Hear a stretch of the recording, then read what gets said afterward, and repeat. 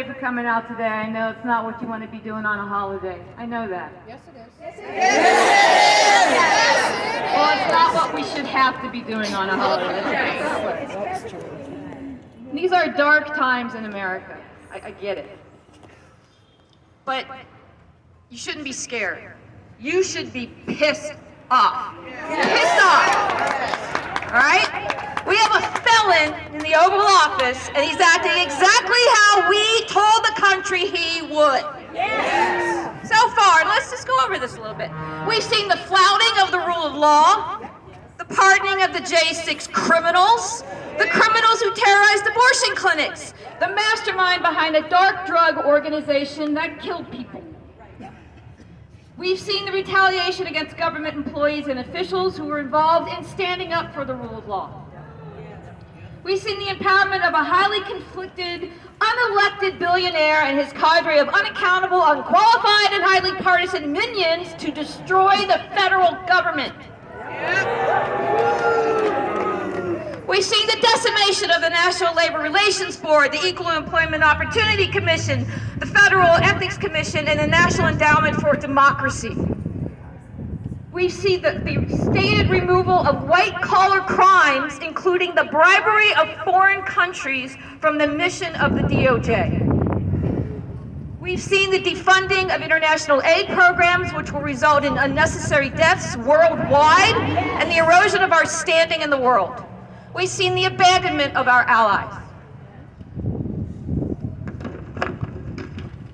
We've seen the freezing of monies already appropriated by Congress to USAID, the Department of Education, and the EPA. We've seen the gutting of the federal workforce with no rhyme or reason other than waste, fraud, and abuse. We've seen the firing of federal workers who oversee our nuclear weapons programs.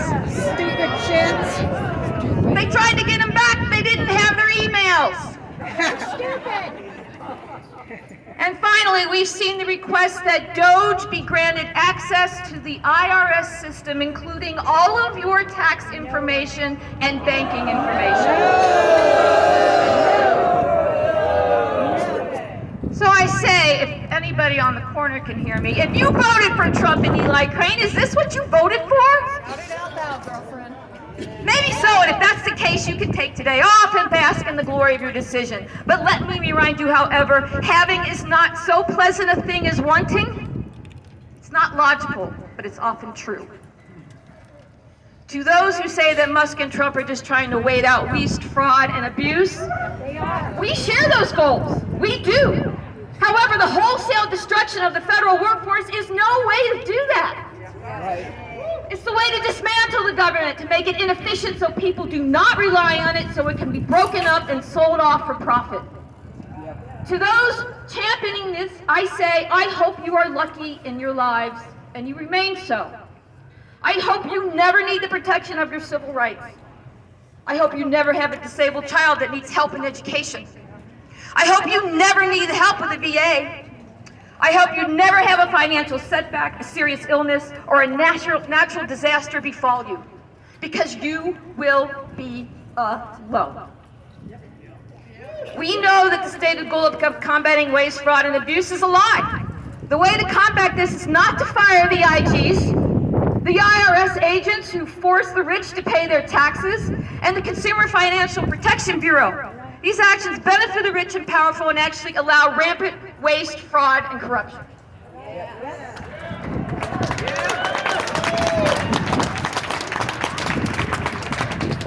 All of these actions require a disassociation from and disregard of people, of human beings, of their thoughts, experiences, feelings. Are we that nation? No. I don't think we have to be. I know you're asking, what can we do? Just by being here, you are doing something very important. You are exercising your constitutional rights to speak out and to protest.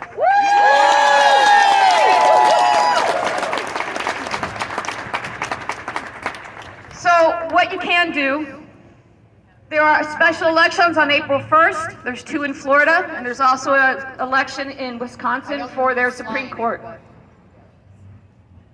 If you have the will, the time, the energy, I think you all do, Donate your time, write postcards, make phone calls, donate money. These are very special elections. They are very important elections. They will keep the entire nation safe. We have to fight. You can do what Amber said. Call your congressional representative and tell him we are appalled that he not only has abrogated his power to Doge, he's targeting the judges that are stepping up to support his power. By that I mean Eli Crane. You didn't get it.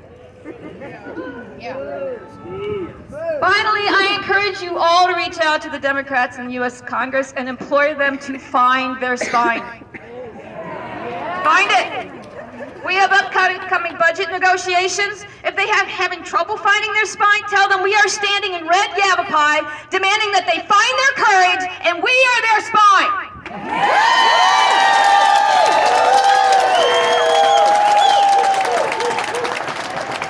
Now, we're Democrats. We don't want a government shut down, but as far as we can see, it's already being shut down. Yes.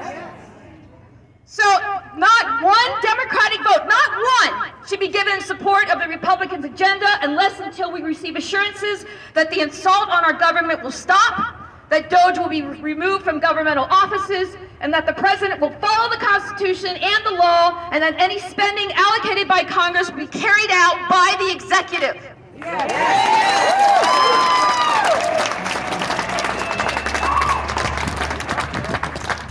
We are the power. We are the people. This is what America's built on. So thank you all for coming out today. Thank you for making your voices heard. We are now going to march. We're going to go straight up to the left and go around. We're going to avoid the group over there on the corner. They are exercising their rights, and they're perfectly free to do that, and we encourage it, but we don't really want to be over there. So,